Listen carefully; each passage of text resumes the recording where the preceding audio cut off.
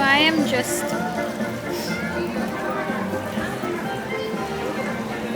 into the park. So I had to leave to explain myself that some man at the front of the park didn't believe me and didn't schedule me for DAS. On the phone with Disney with where she slipped. This guest services person from Disney, she slipped on the phone, and in a roundabout way she admitted that essentially she could understand how they have made it extremely difficult to obtain the DAS and how this would discourage you and how you would probably be better off just buying a lightning lane. So I had a bizarre conversation with Disney guest services through their disability services. I think I'm in absolute shock at how honestly emotionally abusive they were. You've had a lot of people talking about lately that Disney is not the company it once was, but they have really taken it to another level, Disney, where they are just, I don't know what they are anymore, but it's not the Disney I knew. So basically I got frustrated with Universal Studios. They lied to me, and I found out that they lied to me regarding the AAP, which is their version of daspass that Disney offers. And they lied to me by telling me that I would not have to get rescreened every time I wanted to reboot the AAP. And they lied to me that basically every 14 days you will have to be rescreened, which I think is an absolute ridiculous absurdity towards people with disabilities. I thought it was bad with Disney, where they're rescreening you every 60 days, but Universal really outdoes them on that because they're rescreening you every 14 days and making you actually be rescreened every 14 days. And they told me that the reference number was good for life, and my issue with them is, number one, 14 days seems extremely excessive and in a sense abusive towards people with disabilities in itself, and the fact that they lied to me. So I went and canceled my reservation for Universal Studios. It's not that I won't go back there, I will. It's just that I'm not in the mood to go back there right now. And so I tried. I actually booked a reservation for Disney because that's the trauma bond apparently that people have going back to Disney, even though you keep getting screwed over there. And I made a reservation, and as part of going to Disney, I actually had tickets, a yearly pass that was actually expiring in March. So I was like, you know what, I might as well go into the park part of the trip. So as part of that, I would need to reboot my daspass, which is on file there. So like many of you have argued in the comments, you can be pre-screened for it. Just do it on the video chat, everyone said. So last year, ironically in March, when I tried to do the pre-screen video chat option, that's another thing. Universal, you just do it on the phone. At Disney, they make you do a video chat, which seems very odd that they want to observe you. I wonder if it's for demographics.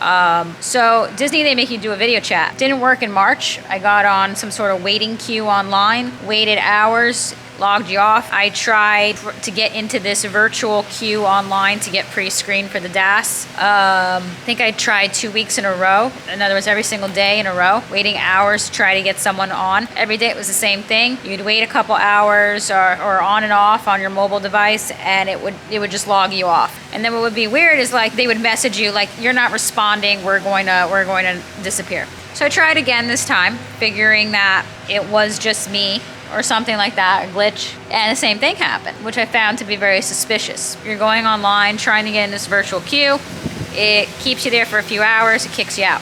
Then you get a random message where a cast member attempted to assist you when they never did. And I got on guest services chat with them, and then I actually called them because I wanted to call them out on what I believe is happening at Disney. The guest services chat was very nasty. They were like, you have to have patience. And I'm like, how much patience? Because technically I've been waiting in the virtual queue since last March. I've actually been waiting a year to try to make this virtual queue work. Then I got on the phone with disability services through Disney.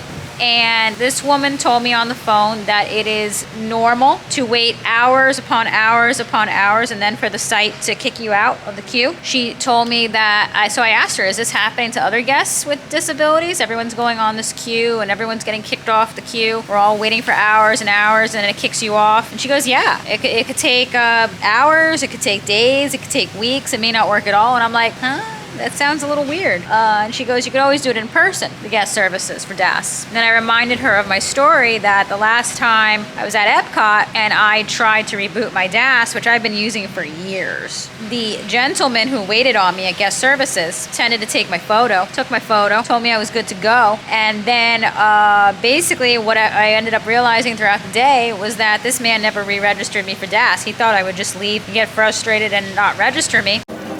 So I am just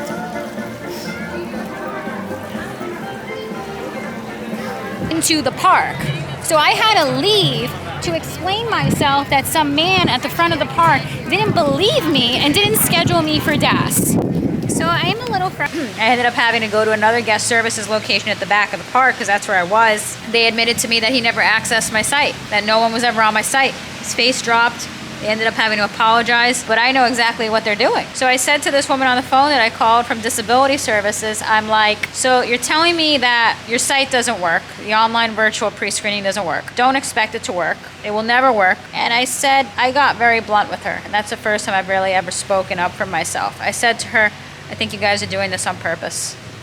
I think that you are trying to frustrate guests and hoping that you discourage them enough that it's almost impossible to get someone to assist you with the daspass, that the guests with disabilities will give up and they will then purchase a lightning lane, which is their version of a fast pass. And I was very shocked because as I kept saying that to her over and over again, she ended up agreeing. She said, I said to her, you guys just want to make money? And she's like, but we're not making money off of it. I said, you are if you get the guests frustrated enough. Don't ever give them the DAS, and then they just go off and buy a lightning lane. And she goes, well, that's true. And then she adds in, and a lot of guests prefer that, or a lot of guests will have a lightning lane anyhow. But she goes, that's true. And I could immediately hear in her tone how much she regretted saying that. So basically, this woman slipped on the phone and in a roundabout way ended up admitting to me that there is a discouragement going on at Disney where they are trying to make it as difficult as possible to not give guests with disabilities the DAS pass. Again, Disney has to follow the ADA. Obviously, these are violations of that. It takes time to make those types of complaints. Obviously, if you are not giving a guest with disabilities their DAS pass, then that's not allowed. But, those things take time with formal complaints to the ADA and stuff like that. But that's what I've always been suspicious of. I've been suspicious that they are trying to discourage guests from, number one, using the DAS, making it as difficult as possible. When I was there in March last year, I thought it was some freak thing that happened where I even gave him the benefit of the doubt. I said maybe the internet wasn't working and he didn't access my DAS account and it didn't go through and he didn't reactivate me.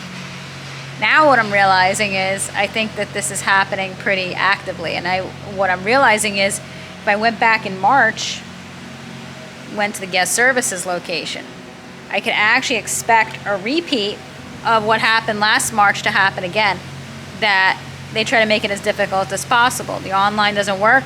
They're hoping to frustrate you by a lightning lane, which she pretty much in a roundabout way admitted. She said, her exact words was, well, that's true. I could see how it could frustrate you, and the lightning lane is probably better anyhow. She said something like that. What I'm realizing is I go back in March, probably will happen again. Go to guest services, and you end up realizing that the first attempt, he doesn't reactivate you. And you find yourself back at a second, third guest services location to try to get, activated for your DAS. And it's pretty disturbing, honestly. And I of course, canceled that reservation too. Even though the reservation was actually pretty cheap.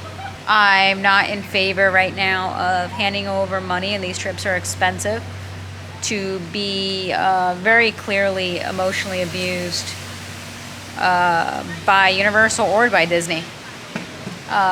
They are both solely interested in money. Obviously, the ADA governs these issues, and obviously, it's something that is reportable. but those reports and stuff like that, it takes time to make formal complaints to the government. And the Universal, their version of DAS, the AAP, is easier to, in a sense, obtain, but the 14 days is made to discourage you. I'm very, very, very disgusted by the behavior of both Disney and Universal.